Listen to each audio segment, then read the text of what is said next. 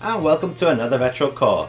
In today's show we're going to be taking a look at the Sega Mega Drive. Oh yes, Sega Mega Drive was one of my favourite consoles at the time, and well, in fact it still is. Now, you're probably thinking that both these machines are different machines. Well, you'd be right. Apart from the paint mod, one of these is actually an official Japanese machine, while the other one is an Asian Mega Drive. Now, a lot of people mistake the Asian Mega Drive for a pure Japanese machine. So there is a way to find out which is different. So let's take a look at the hardware and the boxes they came in. Then after that, we're going to take a look at all these lovely games right here.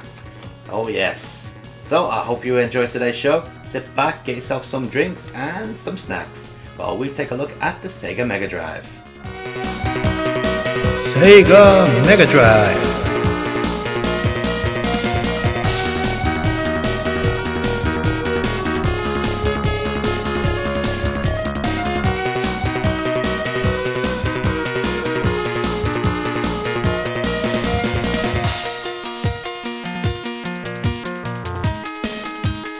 So this is what a real Japanese Mega Drive box looks like. Now, as you can see on the top of the box, there is actually a carrying handle. Only the official Japanese only Mega Drive has the handle. Also notice that both sides of the boxes are identical. Now, the Japanese Mega Drive box is usually confused with the Asian box, which looks like this. But nope, that is not the Japanese Mega Drive box. It's true that that particular Mega Drive was sold in Japan, but it was also sold in Asia, in countries such as Taiwan and the Philippines. This particular model was only sold in Japan. As you can see on the side, very plain, Mega Drive, 16-bit by Sega and the Mega Drive logo. And around the other side, exactly the same, apart from that you got the Sega Enterprises logo down there. On the bottom of the box, it tells you what's inside. So as you can see, it says Mega Drive console, control pad and AC adapter. Plus you get the video cord. But what if you don't have the box? How can you tell the difference between the two Mega Drive systems? Well, let's take a look. So how do you tell the difference between a Japanese and an Asian Mega Drive? Well, on first glance they both look exactly the same. Forget about the paint mod on this. What you got to look out for is the text. It says AV Intelligent Terminal, High Grade Multipurpose Use. Only the official Japanese Mega Drive has this text on it. As you can see, when we change it for an Asian Mega Drive, there is no text at all. It is pure blank. That's how you can tell the difference between an Asian Mega Drive, which was also sold in Japan, and the pure Japanese only Mega Drive. On the front of a Mega Drive system you have a volume slider here, and that is basically to control your stereo headphone volume, thanks to the output jack on the front. Also on the front of the console you have two game ports. You have the reset switch and the power on and off, including a cartridge lock. If you look inside the machine, when you switch it on, you can see a little piece of plastic jumps out there, which locks your cartridge in place. Around the back of the Sega Mega Drive, we have the extension port. The extension port was used to connect to the Sega modem, or the Mega modem. This was later removed on newer versions of the Sega Mega Drive. You also have the AV out and the power in. This little hole here is basically just for connecting the Mega modem to the system. Around the side of the console, we have the extension port. It's actually easier if we show it upside down. This is for connecting your Sega Mega Drive to the Mega CD. Now, at the beginning, Sega Mega Drive games were region free, but Japanese games would not fit into an American or PAL Sega Mega Drive. Let me show you why. Now, I don't actually own any American or PAL cartridges for the Sega Mega Drive, but I do own this game adapter which contains the same type of shape. Now as you can see around the back of the system, it's cut out down the sides, whereas the Japanese cartridge is not. In fact, the Japanese cartridge is fully rounded. Now the problem with this is, when you went to plug in a Japanese cartridge into a PAL Mega Drive, it would not fit. The PAL Mega Drive contained little tabs here, which would stop a Japanese cartridge from inserting into the system. That was the reason why PAL and American cartridges were cut out down the sides. Quite a very cheap way of making copy protection, which is very easy to overcome. Basically, you just snap out the two tabs on your Sega Mega Drive. So let's talk about the Mega Drive game boxes. Well, they come in hard clamshell cases, which are really good and they stand to the test of time very well. The back of the boxes are always full of information with the story, a couple of screenshots and some lovely artwork. Inside the box, you would get the cartridge and a full color instruction manual. All Mega Drive instruction manuals, or at least in Japan, were in full color.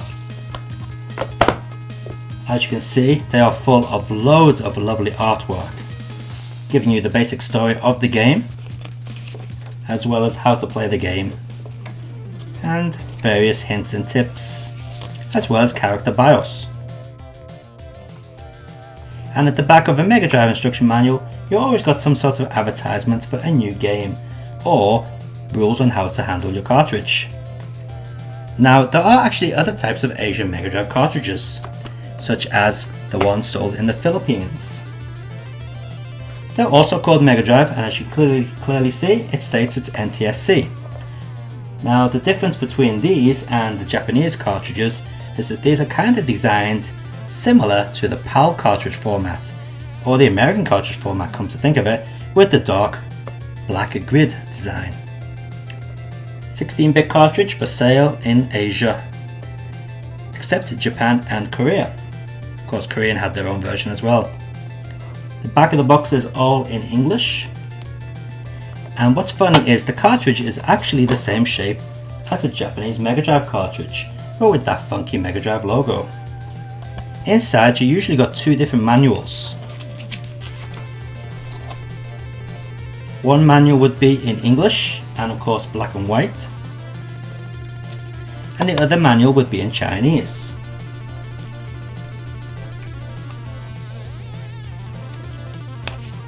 But that's not all when it comes to Sega Mega Drive boxes. Oh no. Sunsoft thought they would be special and make their very own Mega Drive cases. As you can see, compared to a normal Mega Drive case, they're a lot smaller. Also, they open up in the opposite direction. Not only is the case different, but the cartridge shell is also different. Compare it to a standard Asian or Japanese Mega Drive cartridge shell, and you can see that the ends are more square in design than the rounded versions found on Asian or Japanese Mega Drive games. Unfortunately, Sunsoft used pretty thick stickers, which do tend to peel off over time. The manuals in Sunsoft games are also in black and white, as you can see here.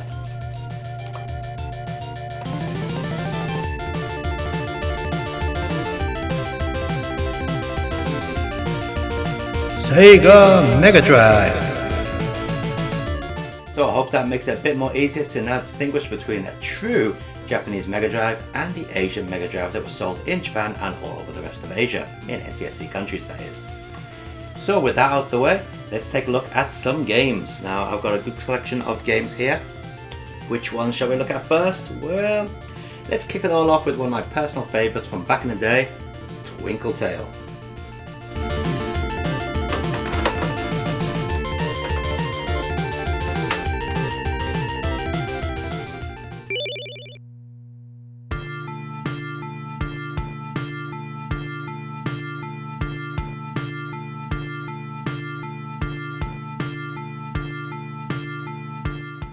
Coming from the obscure developer Wonder Amusement Studio, or was, as they were better known, this overhead direction shooter has gained massive cult following since its release in 1992.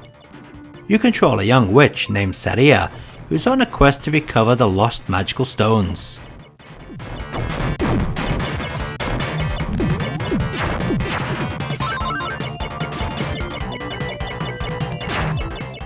One thing I really like about Twinkle Tale is the variety in level design. No two levels look the same, and don't they look lovely? Not bad for the game released during the middle of the Mega Drive's lifespan.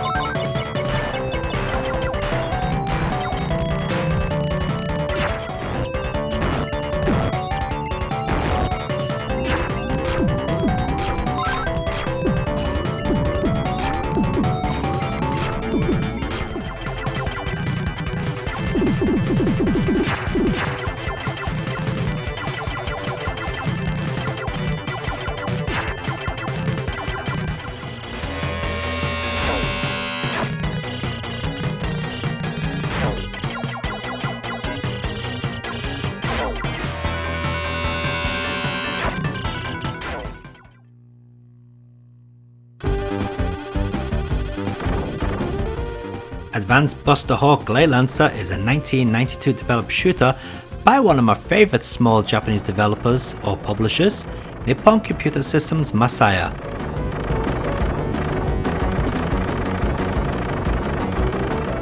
Featuring several different movement styles for your option craft and 7 different weapon types, Glay Lancer is going to have something to please every shooting game fan out there. As with many shooters, Glay Lancer has a story to go with it.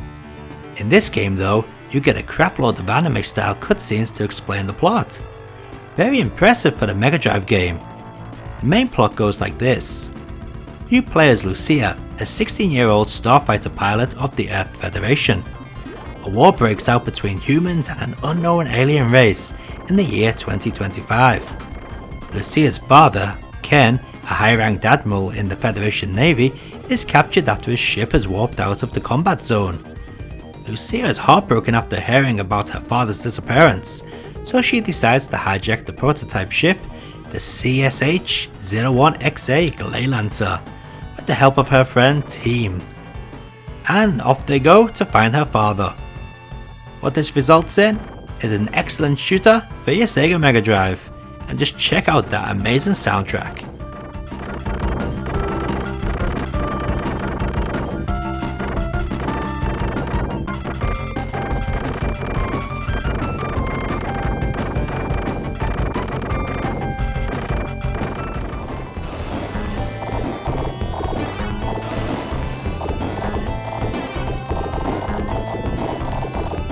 Merks, or Senjo no Okami 2, is the official sequel to Capcom's Commando, as the Japanese title clearly points out.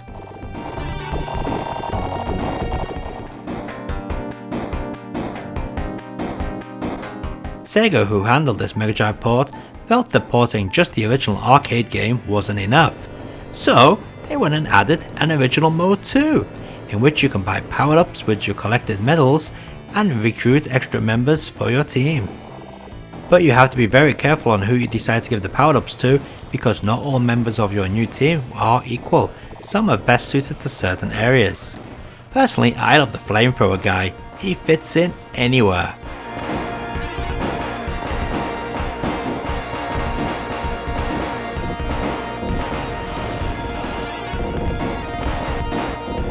As well as the original mode, this Sega Mega Drive cartridge does feature a very good port of the arcade version as well. Any fans of run and gun shooters should definitely check this one out, one of the better run and gun shooters on any system of the time.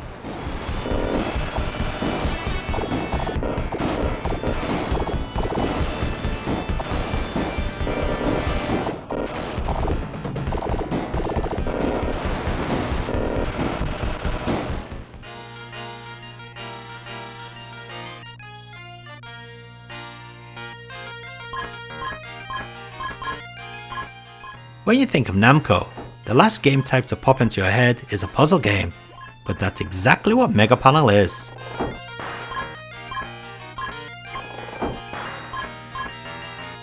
Quite similar to those 15-tile puzzle games, the aim is to clear as many panels on the left of the screen in order to drop bombs on the panel in the right. Dropping bombs will take away the blocks covering up the lovely pin-up picture underneath. The concept is really simple, but like all great puzzle games, Mega Panda will have you coming back for more and more. There's even a tutorial mode and a 2-player battle mode if you have any friends that are into this type of game.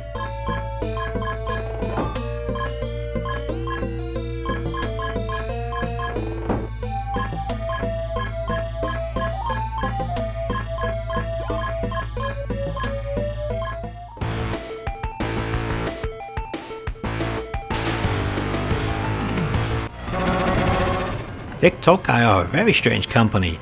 They have developed and released so much crap, but they're also responsible for the amazing Battle Mania games. This is the second of the two, Battle Mania Dai Ginjo.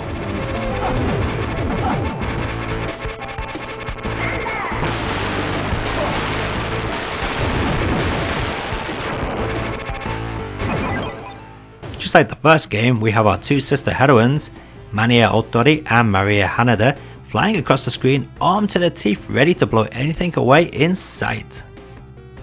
Just as with the first game, you can control the direction in which the sisters face, plus you also now have the option of an 8-way directional lock, allowing you to fire in almost any direction you could possibly want while still flying in the opposite direction.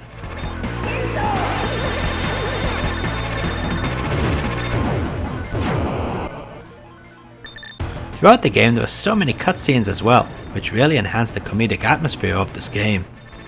It sure doesn't take itself seriously, and I like that. Another thing I like is the ass-kicking soundtrack. Check it out.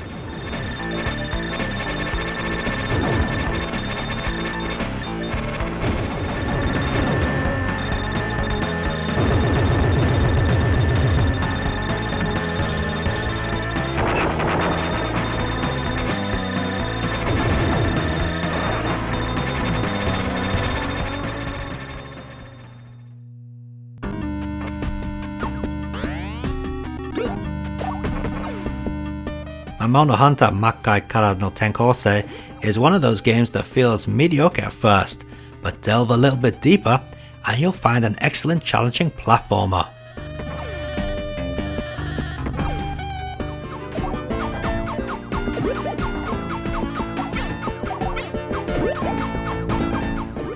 You play as Yoko Mano, a 16-year-old devil hunter who banishes demons from the earth. It's up to you to traverse the 5 stages of this underworld in order to take out each boss.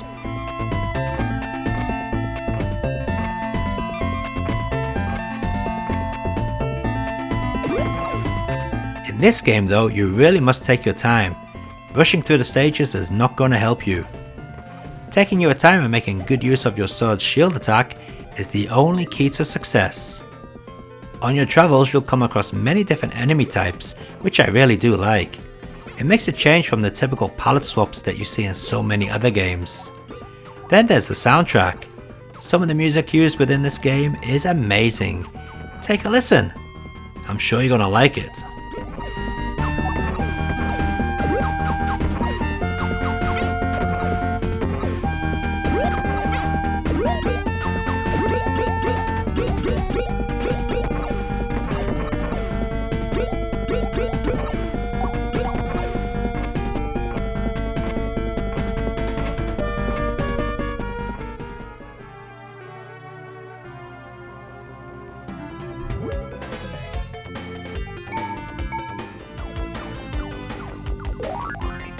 Successors Cotton hit the Mega Drive in style.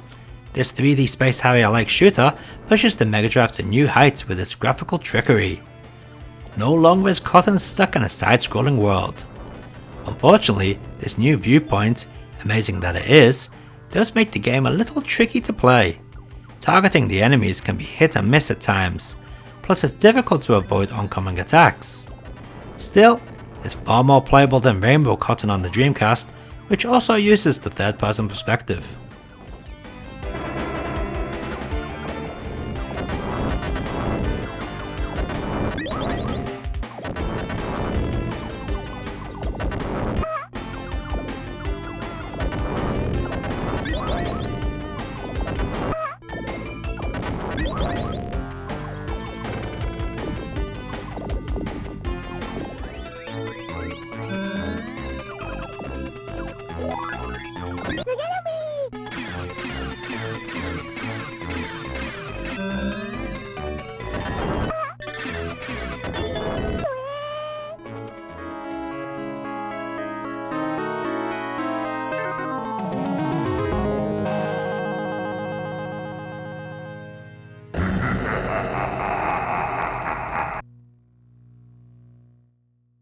Moving slightly away from its typical formula of previous games, Splatter House 3 is more of a scrolling beat 'em up than it ever was before.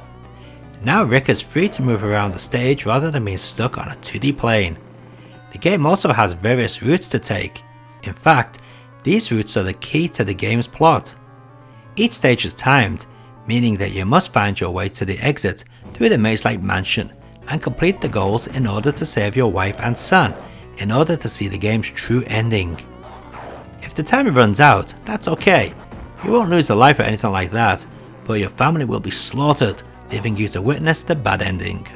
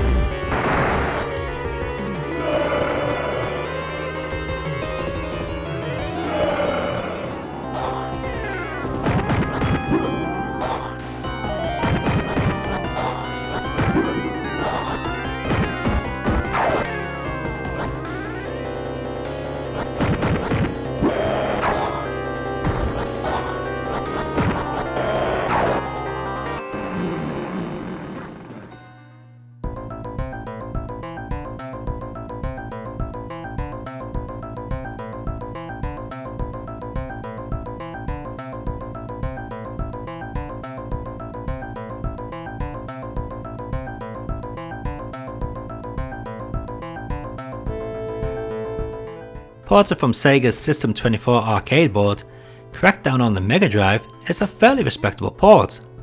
It's not without its problems though, the biggest being the slowdown that occurs at random intervals in a single player game and pretty much constantly when playing with 2 players. It's not as if the Mega Drive couldn't handle the game either, more like sloppy programming than anything else. Still, I do enjoy a lot of the music featured in this game, maybe you will too.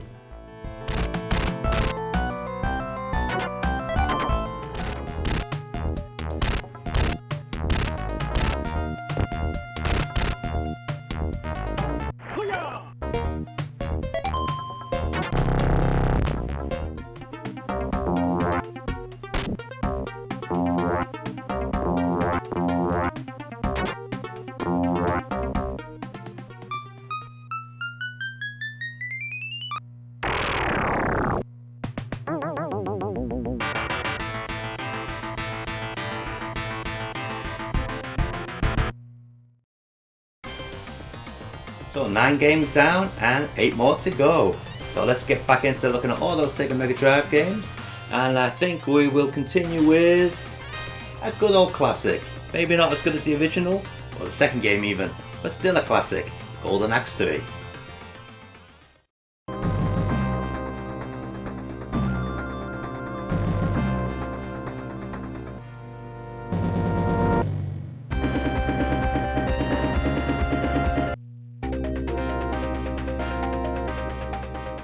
Golden Axe 3 is one of those Mega Drive games that only saw a very limited release in the West via Sega's download services through cable TV networks.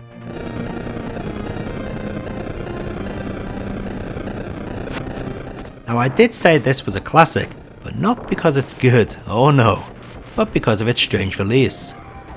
You see, apparently Sega of Japan knew the game was so low in quality compared to the other 2 installments that they thought it would be too damaging to the franchise if they released the game in the West. Shame they didn't think about that when they came to make the PlayStation 2 version. Anyway, the graphics are not as good as the first 2 games, and the audio score is just wrong. Add in the poor magical effects, palette swapping characters and stiff gameplay, and we have one poor game. Strangely though, it's still a sought after game, making it a classic for all the wrong reasons.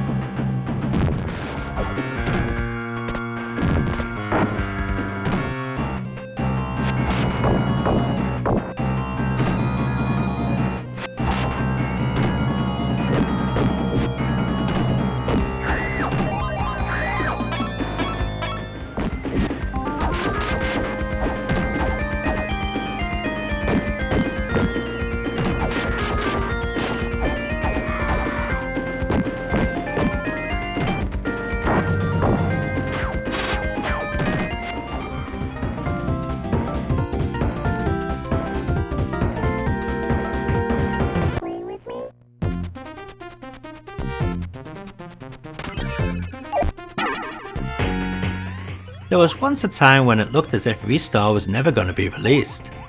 The first version, known as Feel, starred a rabbit-like character that grabbed things with its ears.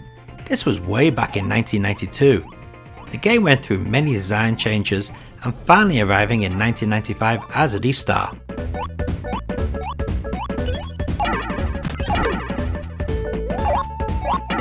You play as, well, a black ball with a star on its face?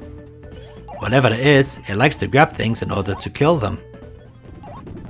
The play mechanic is quite fresh and welcoming, although it will take a short while to get used to.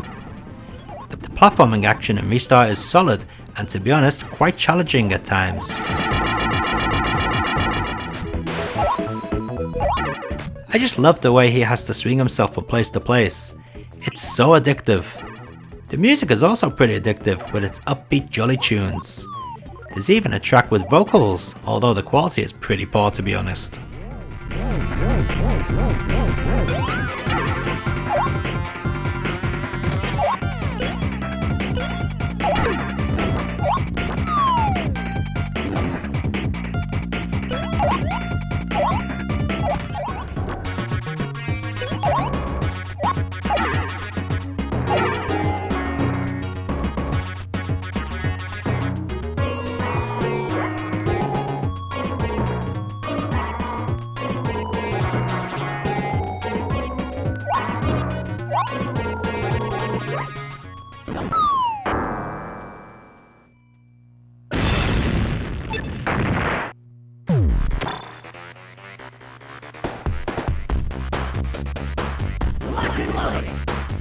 Set 5 years after the events of Contra 3, the Alien Wars, Contra Hard Corps has you take control of a new task force rather than Bill and Lance from the other games.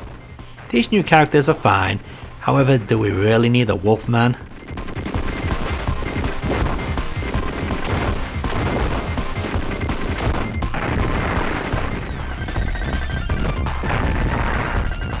The action in this Konami developed title is relentless.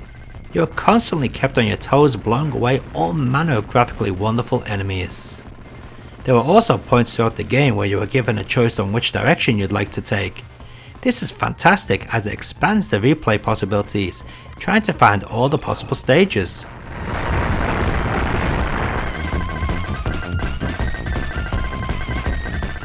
This Japanese version I own is much easier than the Western release thanks to a 3-hit energy bar and unlimited continues, but it still packs a challenge.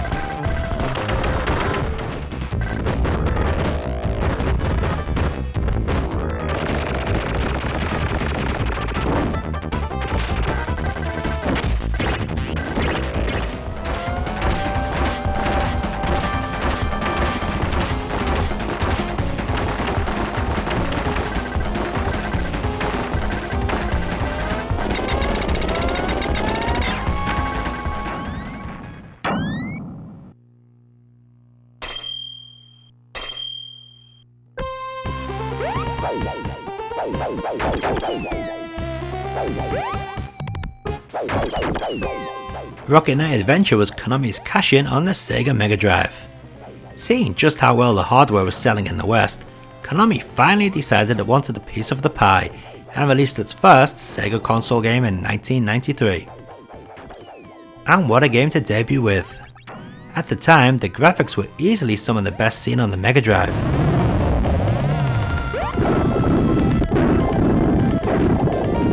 You control Sparkster, a possum armed with a jetpack and a sword, whose main enemy is an army of pigs. Yep, I'm sure Nobuya Nakazato, the designer of Rocket Knight and Contra, was smoking something when he came up with this concept.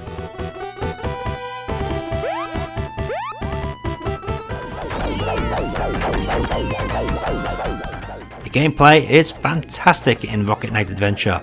Sparkster moves so fluently and is easy to control as you'd expect in a Konami title. although at times I do think he's a little bit big to escape some enemy attacks.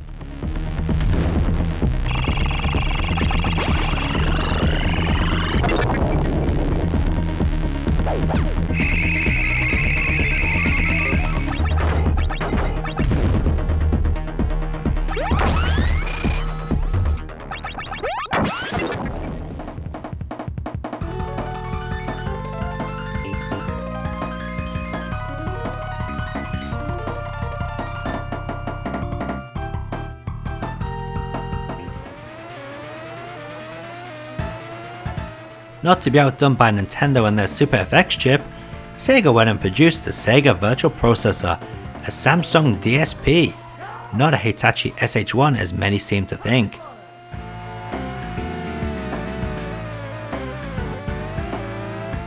The SVP chip was pretty powerful, much more powerful than Nintendo's Super FX2 chip.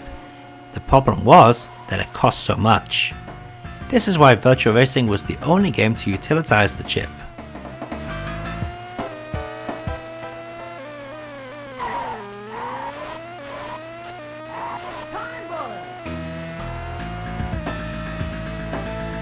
In this day and age, Virtua Racing on the Mega Drive looks pretty awful, but back in 1994, it was indeed something very special, featuring all the arcade courses, camera modes and reverse courses. The Mega Drive Virtua Racing was indeed a great arcade conversion for its time.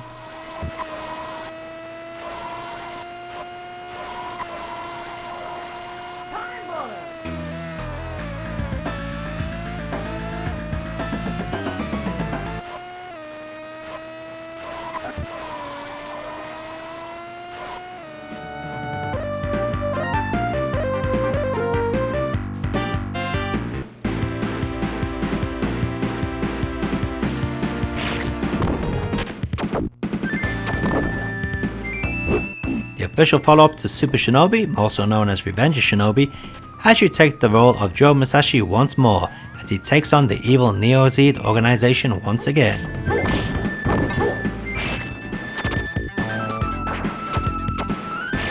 This time round the action is fast and fluid. Joe has all new moves such as his jump kick and dash attack. He's even become a master of riding a horse on a jet-powered surfboard. The original Super Shinobi is a great game, but this follow-up could be considered a lot better. Sadly, Yuzo Koshiro couldn't return to do the soundtrack for this game, however that's not to say the music is bad. No, far from it. You'd be perfectly right to listen to this game's soundtrack while driving down the motorway.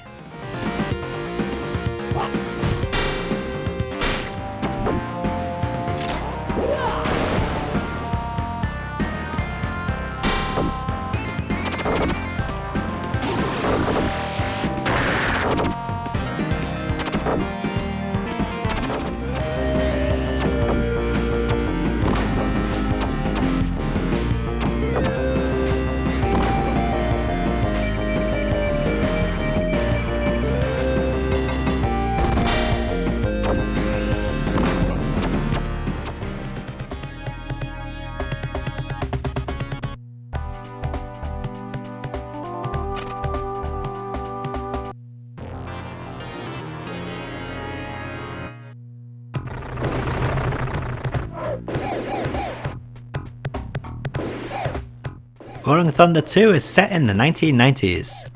The Geldra organization, thought to have been destroyed in the first game, returns and is destroying several of the world's satellites in outer space. So it's up to you to take control of either the female agent Leela or the male agent Albatross. Even though they possess different external appearances, including different handguns, the two characters have identical abilities. But we just know most of you are gonna opt for the sexy female character, right?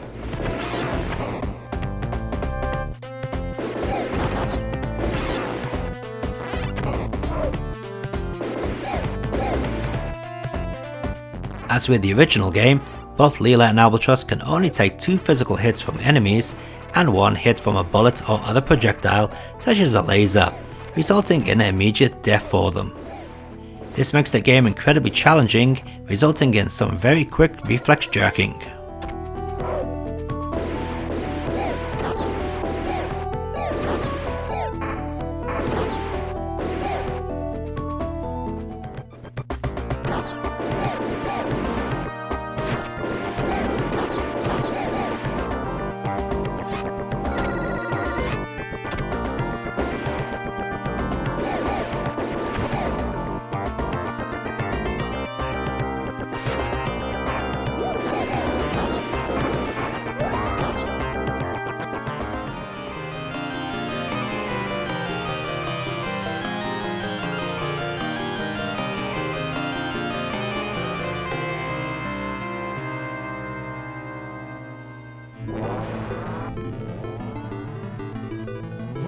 taking the role of Alisia, a sorceress who can command dragons.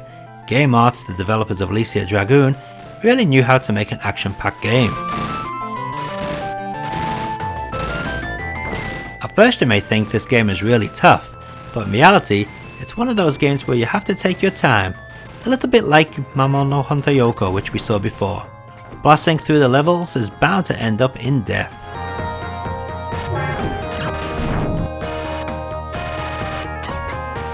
As you can clearly see, the graphics are lovely, and that's mainly because the animation studio Gainax had a hand in designing them.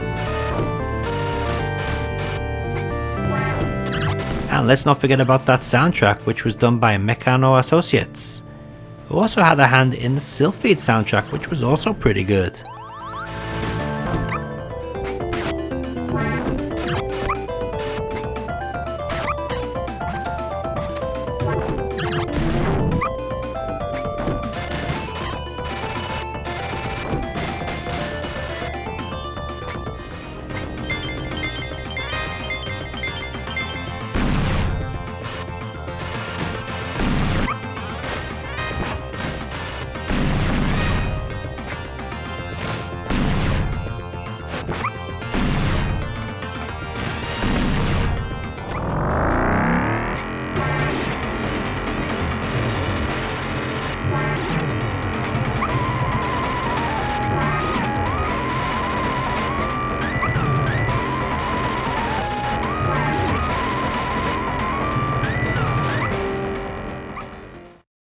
So there we go, that was the Sega Mega Drive. We took a look at 17 games. Of course, there are far more than 17 games released for the system. There are hundreds and hundreds of games for the Sega Mega Drive, or Genesis if you live in the States. And I would have liked to have brought you even more games, but you know, we just don't have the time. Maybe we'll follow it up in a future episode of Retro Core. So anyway, out of the 17 games you saw today, which do you think was your favourite one? And why not make a comment below and tell us what you think was your favourite Mega Drive game of all time. Okay, so in the next Retro Core we're going to be sticking with the system specific episodes, and we're going to take a look at the PC Engine. Oh man, trying to buy a PC Engine is not as easy as you'd think. It is very confusing, thanks to NEC releasing a billion different systems. Until then, keep on gaming and enjoy your games.